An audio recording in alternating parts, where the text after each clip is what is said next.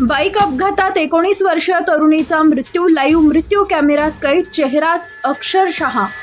Video पाहून हदराल. उत्तर प्रदेशातील गाझियाबादमध्ये घडलेली ही घटना अंगावर काटा आणणारी आहे. 19 वर्षाची इकरा स्वप्नांनी भरलेली. आयुष्य पुढे उभे असताना भरधाव वेगात यामाहा आर चालवत होती आणि मागे बसलेला मित्र मोबाईलमध्ये रील शूट करत होता. वेग इतका प्रचंड की क्षणात सगळं नियंत्रण सुटलं.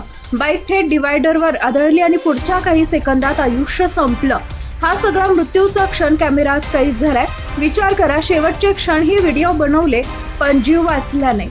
ना हेल्मेट ना काळजी, फक्त वेग, थरार आणि सोशल मीडियाचा नाद. अपघात इतका भयानक होता की दोघंही रस्त्यावर फेकले गेले. इकराचा जागीच मृत्यू झाला तर तिचा मित्र जखमी अवस्थेत वाचला.